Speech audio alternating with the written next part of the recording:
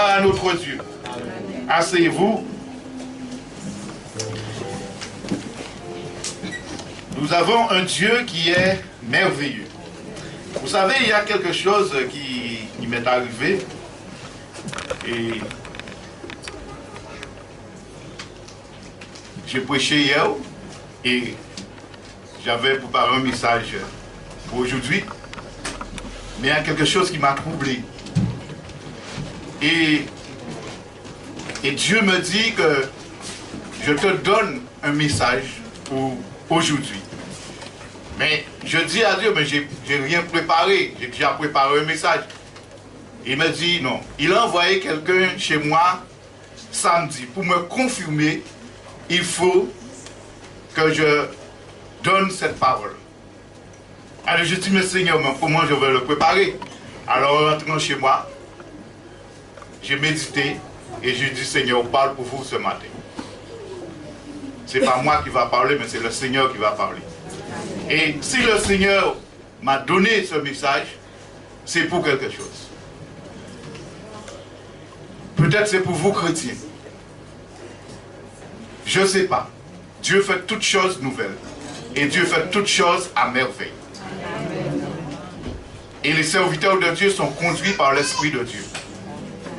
Je peux dire que je vais donner tel message. Mais le Saint-Esprit peut me dire, prêchez ça.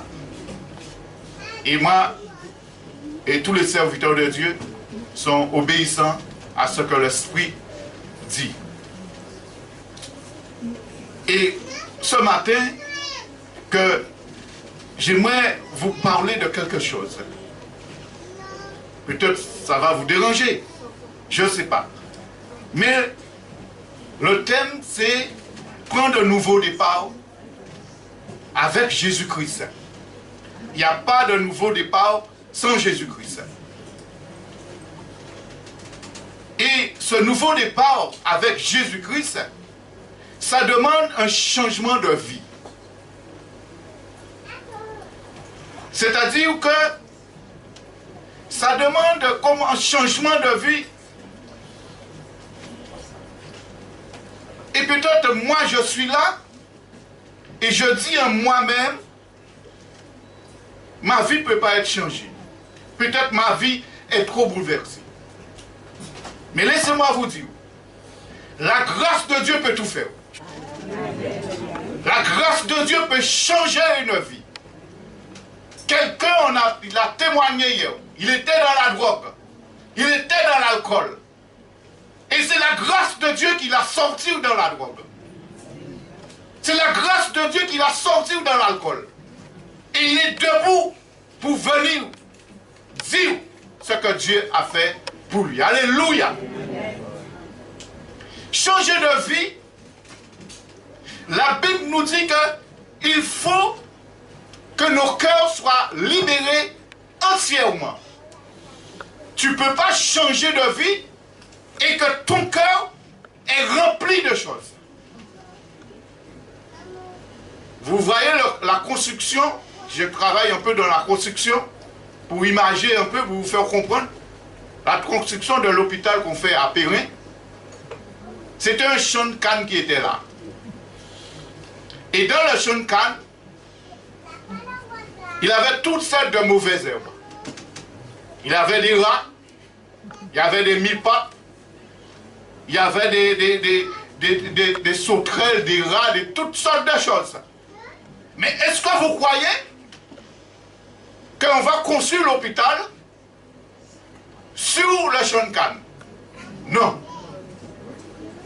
On va sonder le terrain et on va prendre une bulldozer et on va bulldozer le champ de canne. Et après on va bulldozer le champ de canne, on va mettre du tuf et on va regarder la stabilité du terrain et maintenant on va poser le fondement et on va construire. Peut-être l'enfant qui ne connaît pas, qui vient, il voit l'hôpital là, mais il ne sait pas c'est quoi qui était là. Alors, Jésus-Christ, il veut te donner un nouveau départ.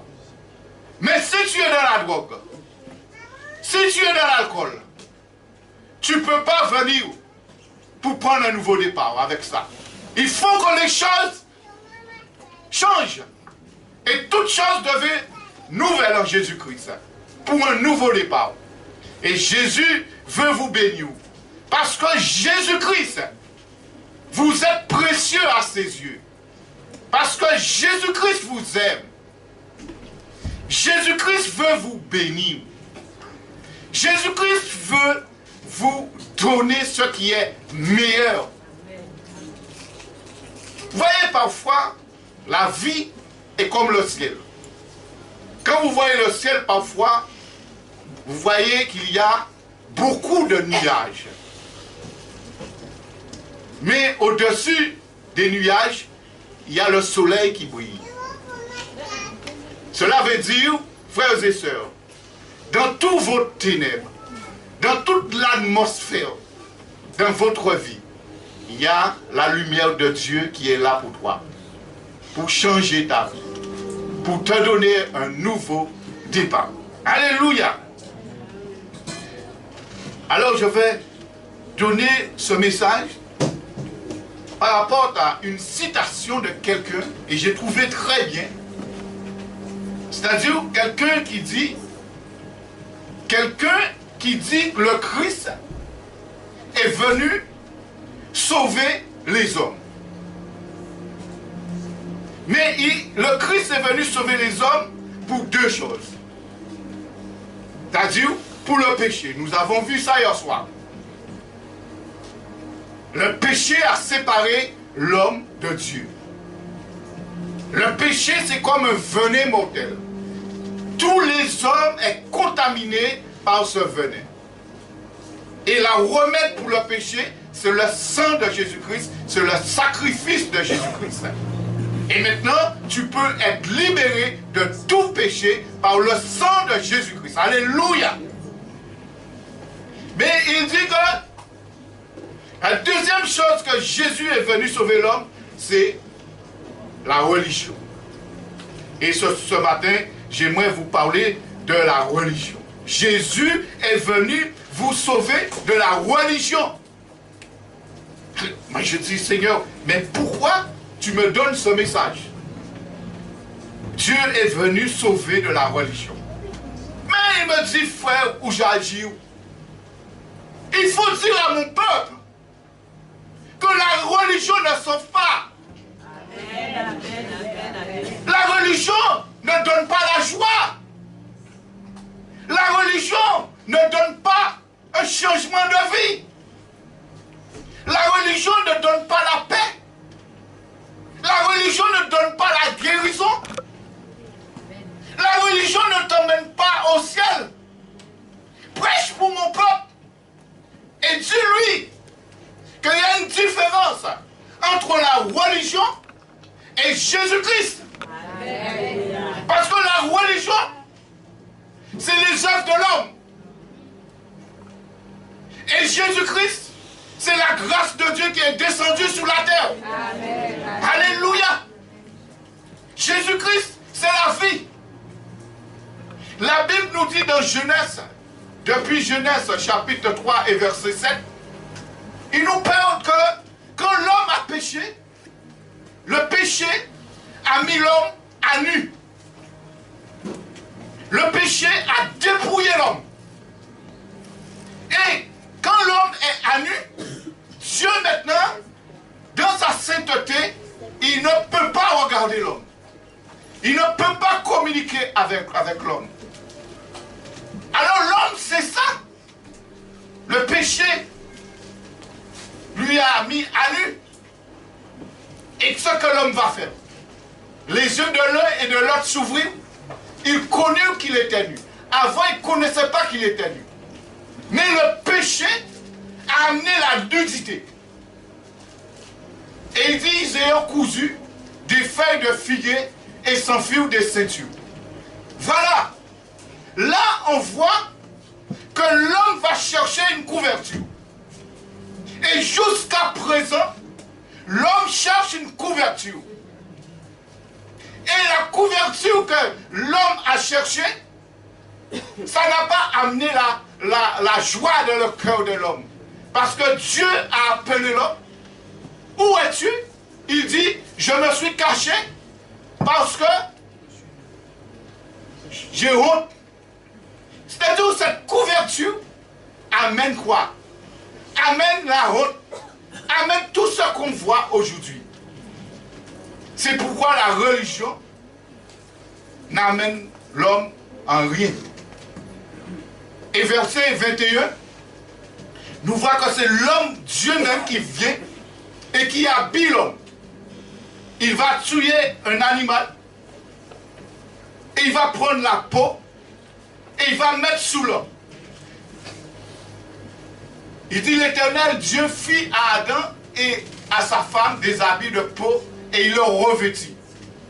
C'est-à-dire que là on voit l'image de Jésus-Christ qui va venir. Jésus-Christ qui va venir pas comme religion, mais comme la vie, comme la protection de l'homme. Et c'est pour cela que l'homme, ils vont chercher. Mais laissez-moi vous dire que la religion n'amène pas à l'homme rien. C'est le désespoir. C'est toutes sortes de choses. On va voir par exemple dans 1 Jean chapitre 5 et verset 11 à 12. Vous voyez qu'il y a une différence entre la religion et Jésus-Christ. Jésus-Christ n'est pas une religion. Jésus-Christ, c'est la grâce de Dieu. Jésus-Christ, c'est la vie. Il dit, voici ce témoignage. Ce que Dieu nous a donné, la vie éternelle. Et cette vie est dans son Fils. Il ne dit pas que cette vie est dans la religion. Parce que la religion vient des hommes. Mais il dit que la vie se trouve dans son Fils. La vie ne trouve pas là dans l'église évangélique. La vie ne trouve pas dans l'église pentecôtiste, dans l'église catholique. La vie se trouve en Jésus-Christ, son Fils. Parce que la religion, c'est le cadeau de Dieu qui est descendu du ciel. Et le verset 12, il dit, celui qui a le Fils a la vie. Pourquoi il dit celui qui est évangélique a la vie? Celui qui vient à l'église a la vie. Celui qui va faire des pèlerinages a la vie.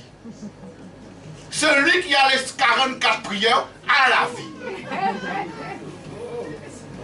Mais c'est celui qui a Christ. Pas celui qui a religion. Celui qui a Christ. Il a la vie. Celui qui n'a pas Christ, il n'a pas la vie. Parce que pourquoi il n'a pas la vie? Parce qu'il est dans une religion. Il suit une religion, il ne suit pas Christ. Et aujourd'hui, on a besoin de comprendre cela. La religion, c'est le chemin de l'homme. Et Jésus-Christ, c'est le chemin de Dieu. Jésus-Christ, c'est la grâce de Dieu. Parce que le chemin de l'homme, il mène à la perdition. Mais le chemin de Dieu, il conduit à la vie. Il dit Jésus-Christ, il est le chemin, la vie et la vie et la vérité. Voyez. Alors, il y a une différence.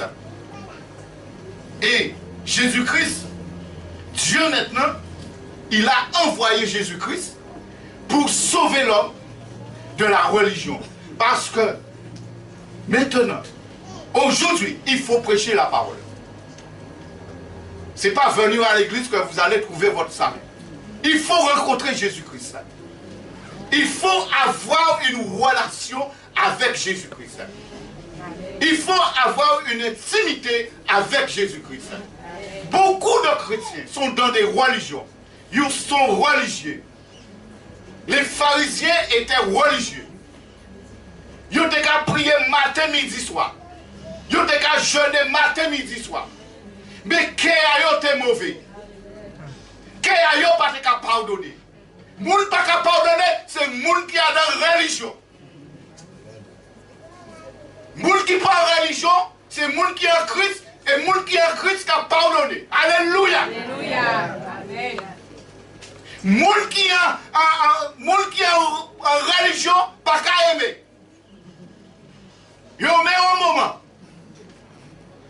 Mais la chaleur, yo pas connaître vous.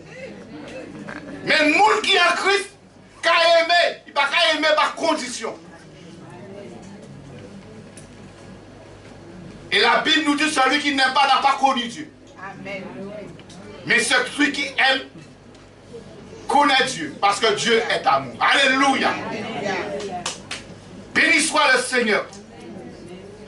Et Jésus-Christ, il est venu délivrer l'homme. Parce que Satan, le diable, il sert de la religion pour aveugler les hommes, pour tromper les hommes, pour leur montrer le chemin. Mais dans la religion, il n'y a rien. C'est vide. C'est pour cela. Le chrétien doit connaître c'est quoi la religion et c'est quoi la vie en Christ. Et Dieu veut changer notre vie.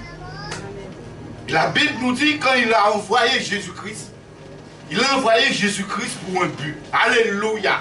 J'aime Jésus parce que Jésus fait des choses extraordinaires. Amen. Ce que la religion ne fait pas, mais Jésus le fait.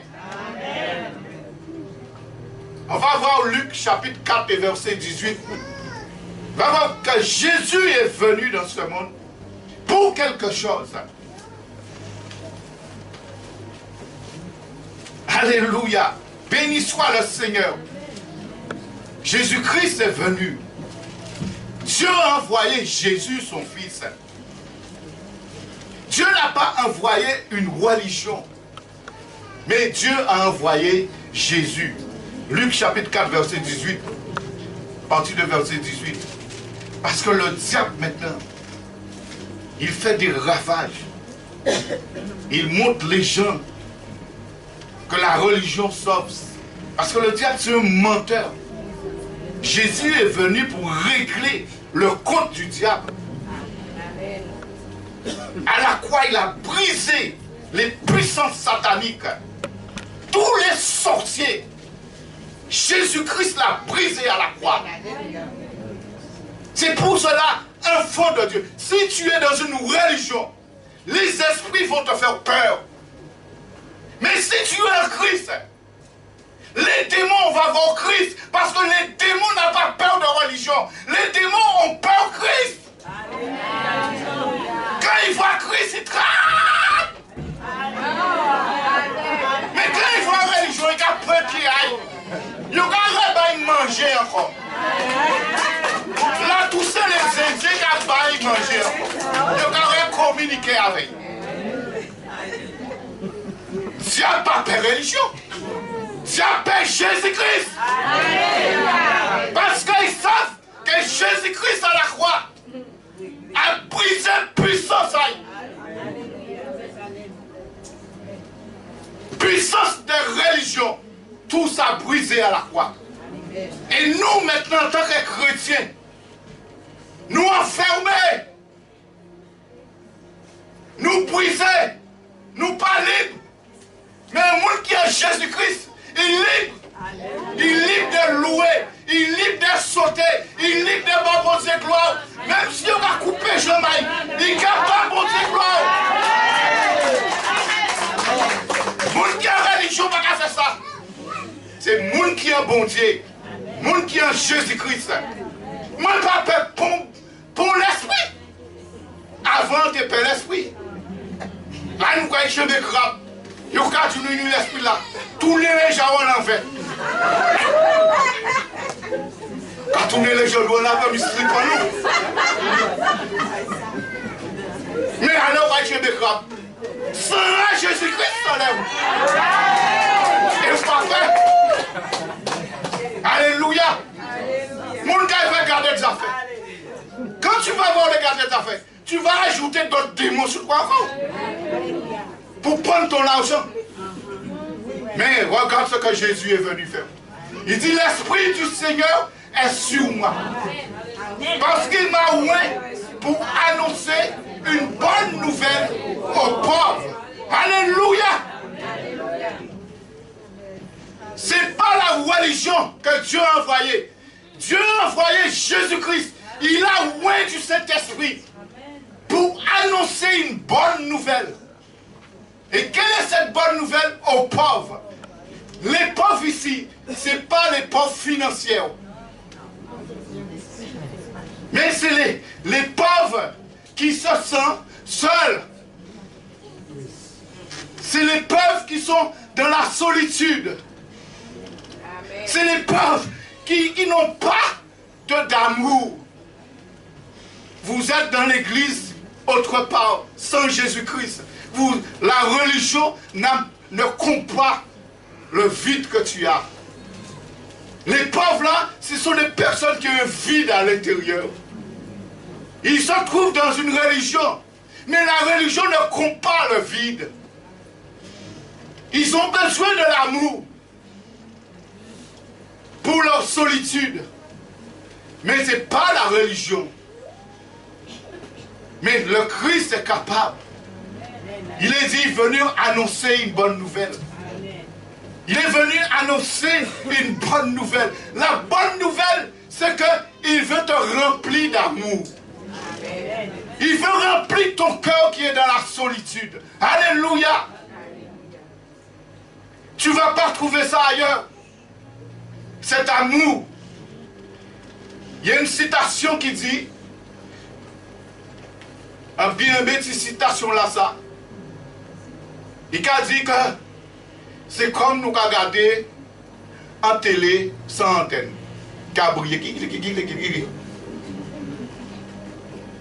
C'est comme ça qu'on va vivre en religion, dans la solitude, ou misérable. Mais quand vous branchez l'antenne là, il y a l'image. Et vous regardez. Jésus-Christ vient éclairer. Jésus-Christ vient pour combler cette solitude là. L'argent n'a pas qu'à combler cette solitude là. Vous payez tout bien matériel ou bien matériel là. Mais, à un moment donné, vous que vrai, on a vide dans le cœur. Parce que les biens matériels ne comptent pas cette vide. Ni la religion. La Bible nous montre l'exemple du fils prodigue. Le fils prodigue, il avait beaucoup de biens, il partageait les choses avec son papa. Et un bon jour, il a dit à mon papa, donne-moi mon héritage. Le papa lui a donné tout son héritage. Mais en pensant avec son héritage que son papa lui a donné, il allait vivre heureux. Et à un moment donné dans sa vie, il était heureux parce qu'il voulait les femmes qu'il voulait. Il faisait ce qu'il voulait avec sa vie. Mais l'argent est fini. L'argent ne fait pas le bonheur. L'argent n'amène pas l'amour. L'argent, c'est la religion. Il ne faut pas s'attacher à l'argent. Il faut avoir de l'argent pour payer les impôts. Il faut avoir de l'argent pour s'habiller, pour manger. Mais l'argent ne compte pas le vide. Et regarde ce fils avec toutes ces choses. Il avait à un moment donné, il était dans le besoin. Il avait un vide dans son cœur. Mais il a fait le bon choix. Il a dit, je me leverai et j'irai vers mon Père. Et je vais dire à mon Père, j'ai péché contre le ciel et contre toi. Je ne suis plus digne d'être appelé ton fils. Traite-moi comme un des serviteurs. Et le Père qui aimait son fils, et quand un jour il voit son fils venir, il a couru, il a embrassé son fils. Ça c'est l'amour du Père. Je vais vous dire que maintenant il se sent bien. Il est reparti dans un nouveau départ. Il a abandonné la vie de péché. Il a abandonné toutes sortes de sorcelleries. Il est venu chez le Père. Et le Père l'a accueilli avec joie. Et regarde bien ce que le Père a fait. Le Père a dit, amenez le beau gras, tuons-le, réjouissons-nous. Mon fils qui était mort, de revenir à la vie. Il a dit, donne-lui un nouveau vêtement. Le Père lui a donné, l'a revêti. C'est-à-dire, les choses anciennes sont passées et toutes choses sont devenues nouvelles. C'est ça que Dieu nous demande, frères et sœurs. Il dit, vous qui êtes fatigués et chargés, il dit, venez à moi et vous trouverez du repos pour vos âmes. Dieu est beau, mais la religion ne va pas te donner du repos. L'homme ne va pas te donner du repos. Mais en Jésus-Christ, tu as du repos. Et il t'invite à venir, toi qui es fatigué, toi qui es chargé, de venir pour te libérer. Tu vas, quand tu es en Jésus-Christ, tu n'es pas seul. Amen. Dans mon camion, je chante, je ne sais pas chanter, mais je chante. Non, jamais tout seul, non, jamais tout seul. Jésus, mon sauveur, me garde, jamais il me laisse seul. Alléluia. Alléluia. Même si vous ne pouvez pas chanter. Mais vous ne pas jamais tout seul. Vous ne dites pas parler comme tout seul. Mais je chante la gloire de Dieu. Amen. Parce que ou pas tout seul. Jésus dit, je serai avec vous tous les jours jusqu'à la fin du monde. Tu as quelqu'un. Tu n'es pas de la solitude. Quand tu vas dormir, Jésus est là. Amen. Quand tu vas te réveiller, Jésus est là. Amen. Jésus est partout. Il envoie des anges pour toi. C'est pour cela, chrétien, tu n'es pas dans une religion. Tu es dans Christ. Amen. Et quand tu es en Christ, il faut savoir que Christ a remporté la victoire pour la solitude. Amen. Il te libère de la solitude. Plus de tristesse, plus d'angoisse. Parce que Jésus, tu ressens l'amour de Jésus. Quelle que soit la chose qu'on peut te dire, mais toi, tu ressens l'amour de Jésus. Amen. Parce que l'amour de Jésus te rend beau et belle. Parce qu'il y a une atmosphère de gloire qui est sur toi. Une atmosphère de gloire. Parce que tu chantes les louanges de Dieu. Quelqu'un qui est en Jésus-Christ ne peut pas être flétri, chétif. Le Saint-Esprit est vivant. Un jour, quelqu'un disait, qu'est-ce qui fait la beauté d'une maison? Il a posé la question comme ça à l'Assemblée. Et celui-là dit, oui, c'est des choses qui sont dans la maison. Des choses de valeur. Un autre dit, ah ouais, la peinture aussi peut relever une maison. Un autre dit, oui, mais tu peux avoir la peinture, mais si tu n'as pas une cour bien garnie avec des fleurs. Ou un entrée. Il dit, tout ça c'est bien. Mais ce qui fait la beauté d'une maison, c'est la relation qui existe dans la maison. C'est-à-dire entre père, mère, enfant. Tu peux voir une belle maison, mais dans la maison, c'est chirage. Dans la maison, c'est olé, olé, olé. Il n'y a pas la paix. Il n'y a pas l'amour. C'est des désordres. Mais une maison qui n'a pas de grandes choses, mais il y a l'amour. L'amour d'un père pour ses enfants. L'amour de l'enfant pour son père.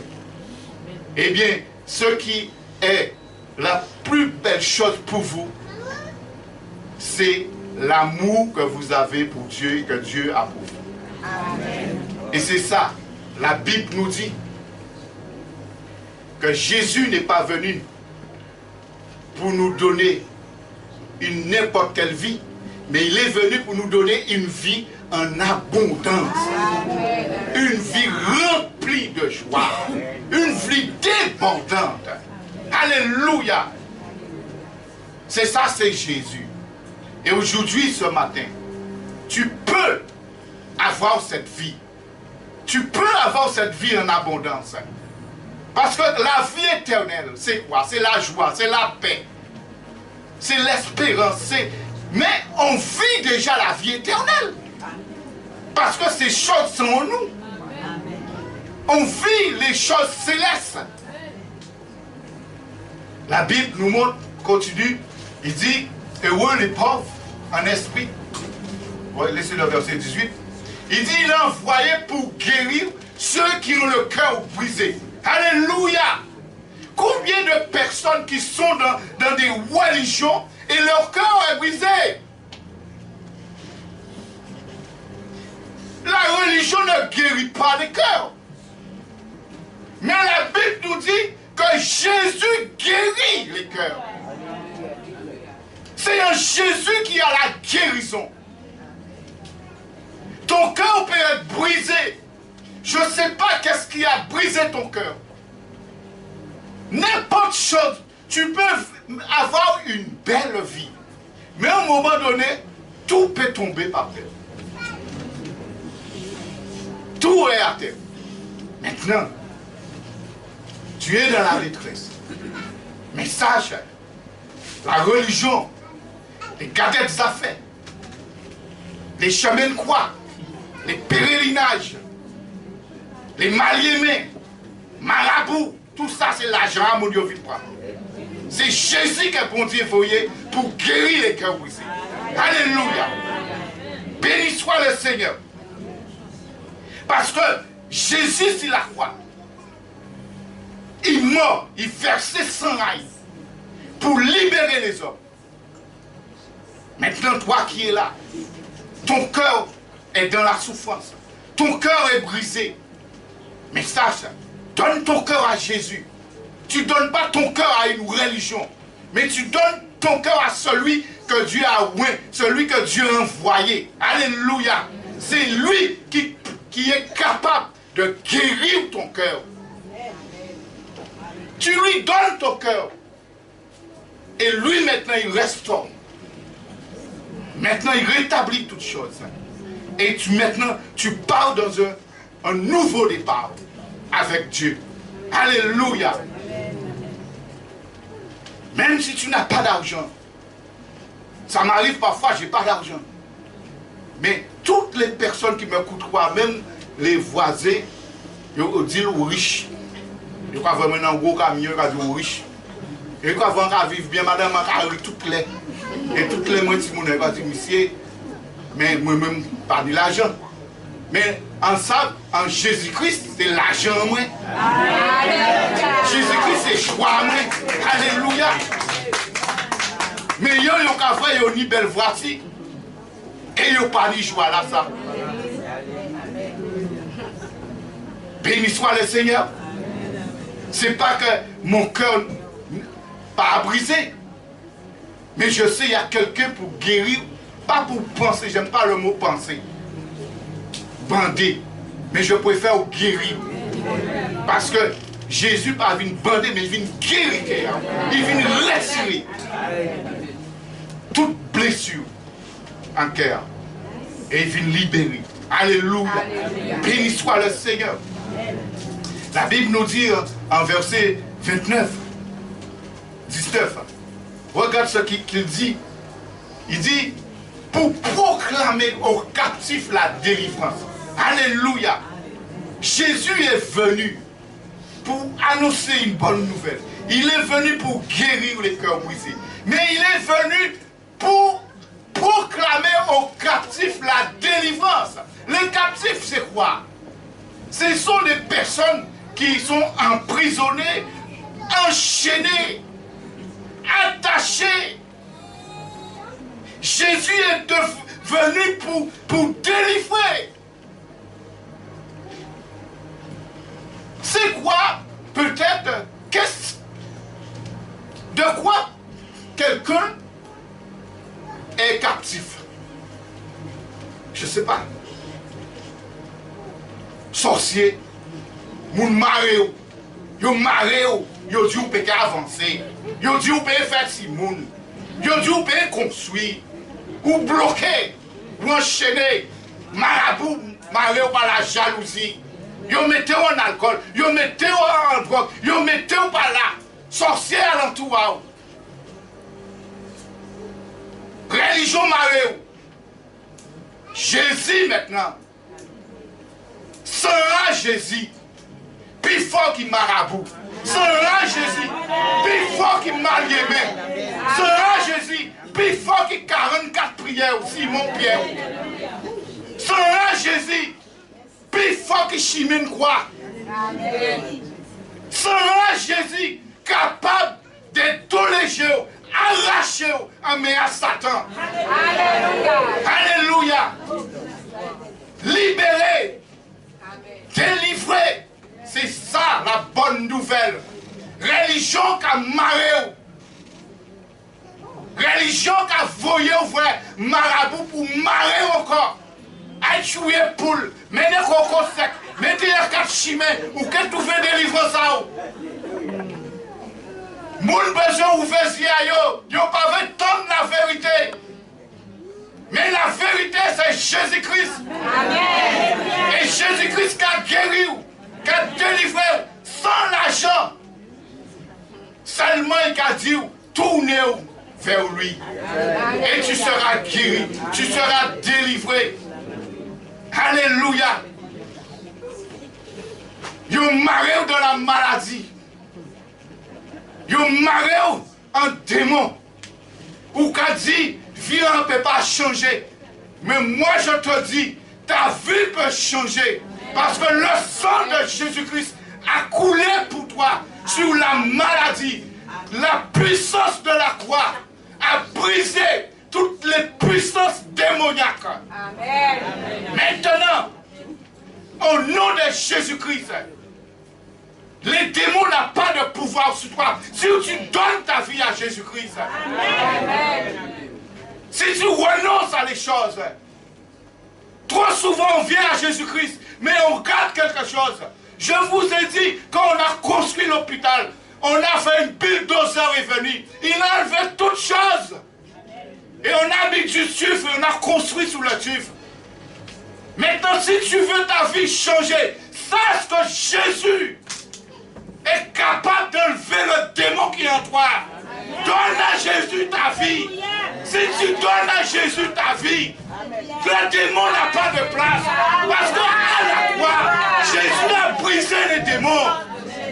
Il est envoyé publiquement un spectacle triomphant d'elle par la croix. Amen. Comment le démon peut te retenir? Le sang de Jésus qui est tout puissant, ce n'est pas le sang des boucs, ce n'est pas le sang des mal-aimés, c'est le sang de Jésus-Christ. Tu dois saisir ta victoire. Amen. Tu dois vivre ta victoire. En Jésus, tu n'es pas seul. Tu es libéré. Amen. Maintenant, chrétien,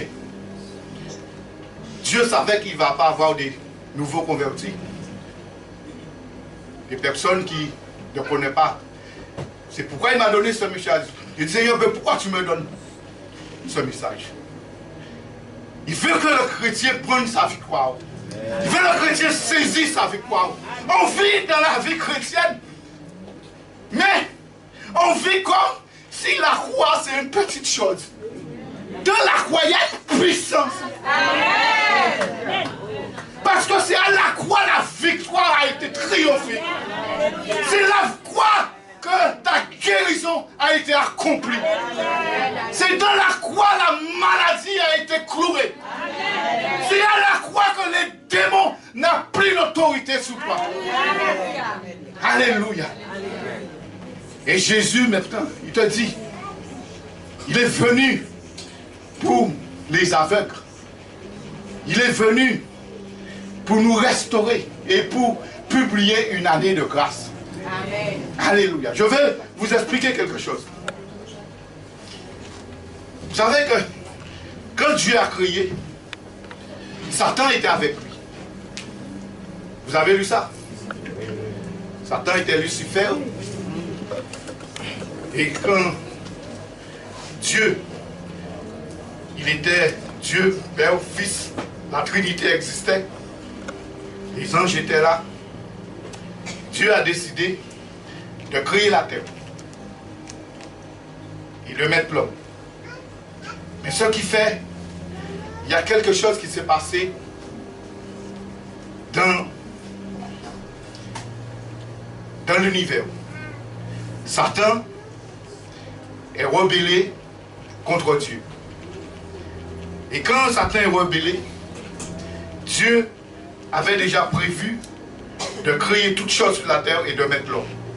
Et moi, je me suis posé la question, quand Dieu a créé, pourquoi il a créé deux jardins?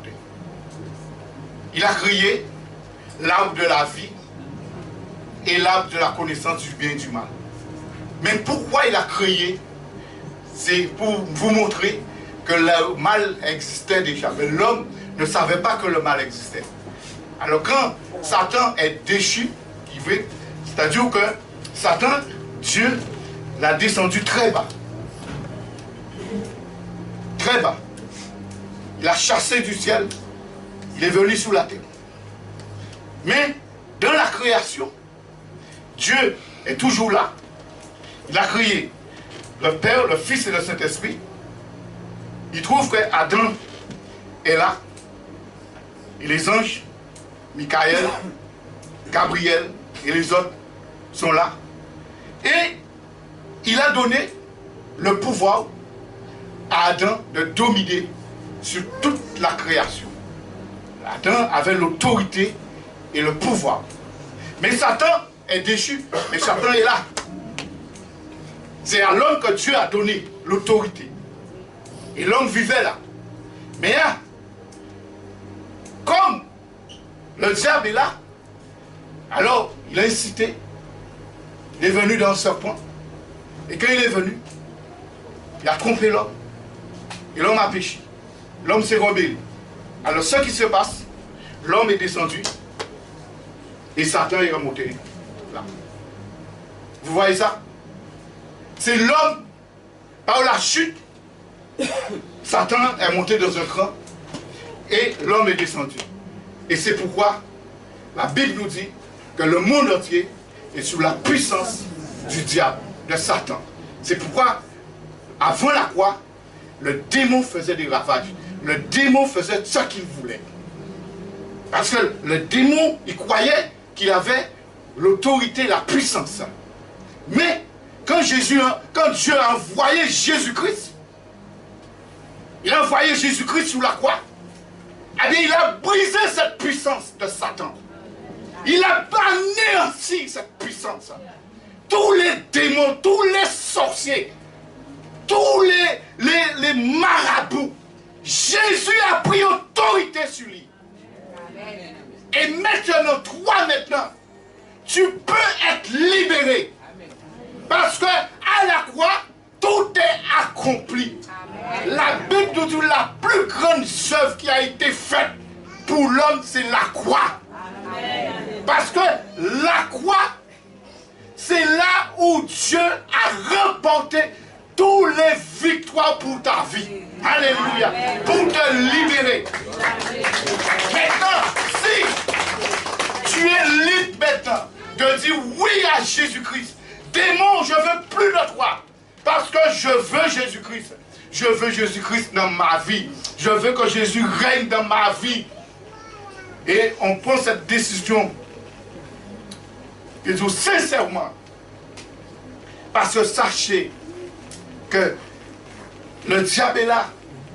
Mais si tu n'as pas Jésus, le diable va te faire voir des misères. Mais si tu es en Jésus-Christ, le diable n'a pas d'autorité sur toi. Parce qu'il dit, tous ceux qui sont en Jésus-Christ, il n'y a plus de condamnation pour ceux qui sont en Jésus-Christ. Parce que tu es libéré. Il dit, si le Christ vous a franchi, vous êtes réellement libre. Alléluia. On est libre en Jésus-Christ. Il faut saisir cette liberté. Il faut saisir cette victoire. Alléluia. C'est ça qui empêche les chrétiens de louer, de s'exprimer. Parce que parfois, il y a des pressions.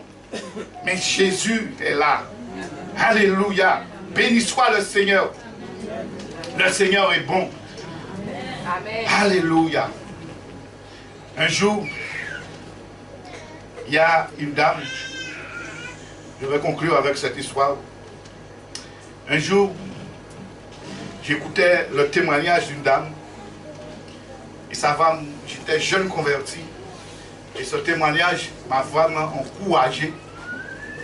En France, cette dame, Satan l'a enrôlée dans des choses. Pour elle, sa vie n'avait plus de sens. Elle était dans la solitude. Elle était vraiment désespérée. Et pour elle, il n'y a pas d'espoir. Il n'y a pas d'espoir. Il n'y a pas de solution. Alors, la solution pour elle, le diable lui a donné. Le diable lui a donné la solution. Vous savez quelle solution que le diable lui a donné? Le suicide. Le diable lui a dit, voici, va là et jette-toi. Je crois dans la scène,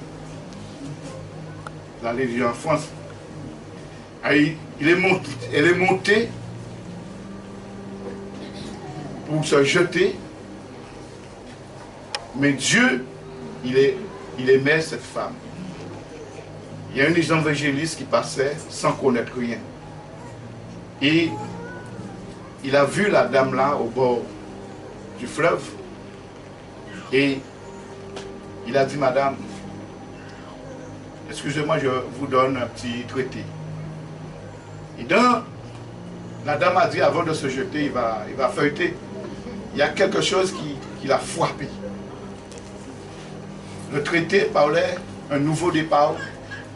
Jésus-Christ est capable de restaurer ta vie. Jésus-Christ est capable de restaurer toutes tes blessures. Une seule chose, que tu viens à lui. Il y avait l'adresse de l'église. Alors la dame dit, mais pourquoi pas aller entendre, écouter. Alors la dame est allée. Et le prédicateur prêchait comme si c'était pour elle. La dame a été saisie. Et on a dit, qui est-ce qui veut donner Jésus sa vie? Elle s'est avancée. Elle a donné sa vie à Jésus-Christ.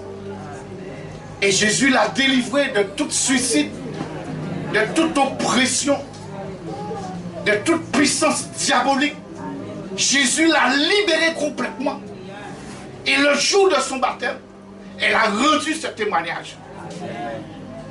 C'est-à-dire en Jésus, il y a la vie. En Jésus, il y a la guérison. En Jésus, il y a la délivrance. En Jésus, il y a l'espoir. En Jésus, il y a la victoire. Et cet homme a témoigné. Maintenant, le démon n'a pas de prise sur elle. Parce que le sang de Jésus-Christ l'accompagne. Quand tu dors, mon frère et ma soeur, les démons viennent. Ils rentrent dans ta chambre, mais ils voient le sang de Jésus-Christ. Et il a peur, le sang de Jésus-Christ. Il fait de rien. Mais quand il voit le sang des boucs, il a fini. C'est pour cela. Tu as besoin de la puissance du sang de Jésus-Christ sur ton cœur. Parce que tu dois vivre une vie heureuse. Ce n'est pas là-haut. Là-haut, Dieu nous a promis. Quand tu es sauvé, quand tu donnes ta vie à Jésus-Christ, Dieu te dit, aujourd'hui même, tu es déjà dans le lieu céleste. Tu es déjà assis dans le lieu céleste. Il t'a donné une position dans le lieu céleste. Il te dit que tu es saint, tu es parfait, tu es justifié, tu es lavé. Parce que les gens qui vont dans le lieu céleste, c'est les gens qui ont été lavés par le sang de l'agneau. C'est les gens qui ont vu la sainteté. Mais tu vis déjà des sangs sous la terre. Ce que Dieu t'a donné, mais tu le vis sous la terre. Alléluia.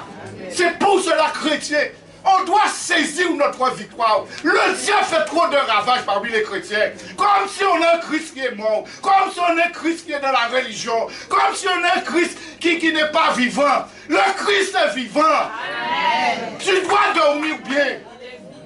Arrière de toi la souffrance, arrière de toi l'oppression, arrière de toi toutes choses. Prenez votre délivrance. Saisis votre délivrance. On va se mettre debout. Gloire à Jésus.